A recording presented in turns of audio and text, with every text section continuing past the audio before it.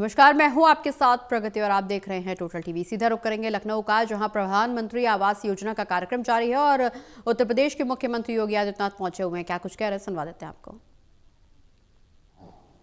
और मकान उसके सिर को ढकने के लिए सर्दी से, गर्मी से, बरसात से, किसी भी प्रकार के सुरक्षा से उसको एक समुदाय के रूप में एक जगह, एक छत के नीचे अपने परिवार के साथ वह रह सके, सुरक्षित वातावरण में रह सके, इसके लिए सुविधा उसे उसकी तमन्ना रही है।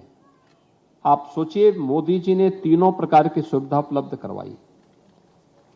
रोटी के लिए हर गरीब के पास उसका राशन कार्ड, कपड़े के लिए उसे तमाम प्रकार की सुविधा देकर के मिशन रोजगार के अंतर्गत रोजगार के माध्यम से ये रोजगार अलग अलग तरीके से प्राप्त हो रहा है। स्ट्रीट वेंडर के लिए पीएम स्वनिधि योजना,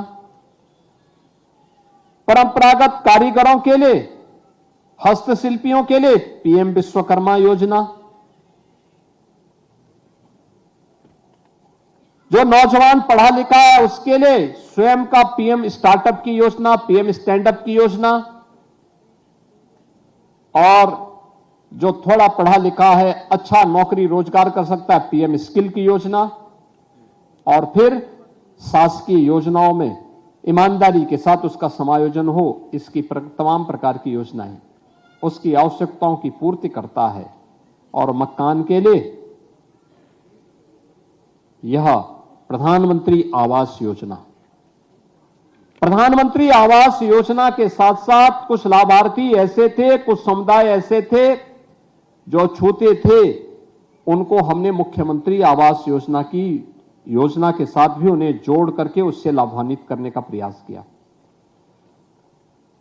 यानी संपूर्ण आत्मनिर्भरता के लक्ष्य को प्राप्त करने के लिए आवास है तो आवास के साथ शौचालय भी, बिजली का कनेक्शन भी, उज्ज्वला योजना का रसोई गैस का कनेक्शन भी, आयुष्मान का कार्ड भी, यानी ये सभी कुछ उसे प्राप्त हो रहा है। और मैं तो प्रधानमंत्री आवास योजना की पहली किस्त जब पिछली बार आवास पूर्ण होने के बाद कुछ लाभार्थियों के पास गया था, मैंने देखा था बहुत सारे परिवारों ने आर्थिक स्वावलंबन का एक मॉडल खड़ा किया था। जैसे अयोध्या में मैं गया था एक आवास के पास, और परिवार बड़ा भावुक था।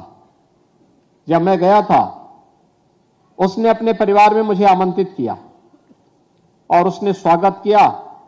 मैंने उनसे पूछा कि भाई आपको योजना का लाभ मिलने के बाद क्या लग रहा है? उसने कहा साहब मेरा परिवार पूरी तरह आर्थिक स्वावलंबी हो गया है। मैंने कहा कैसे? उन्होंने कहा मेरे पास आवास बनाने की मेरी इच्छा थी, लेकिन मेरे पास पहले अपना आवास नहीं था, तो मैंने थोड़ी थोड़ी पूंजी इकट्ठी की थी। पूंजी इकट्ठी हो गई, लेकिन इतना नहीं था कि मैं आवास बना सकूं। जैसे मेरा चयन प्रधानमंत्री आवास योजना में हुआ और इस योजना से मैंने आवास बनाया, तो जो मेरे पास पूंजी थी, मैंने इसके लिए अपने लड़के के लिए कारोबार करने के लिए एक ई रिक्शा उसके लिए खरीद लिया।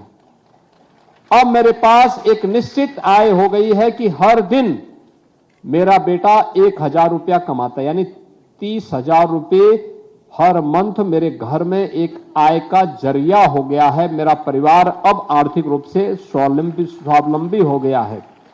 ये अयोध्या के एक अनुसूचित जाति के उस परिवार की कहानी है जो पहले दर दर की ठोकर भटकता था, अपना आवास नहीं था, लेकिन आज उसके पास अपना आवास है। आवास के साथ साथ आर्थिक स्वावलंबन का आधार भी बना है।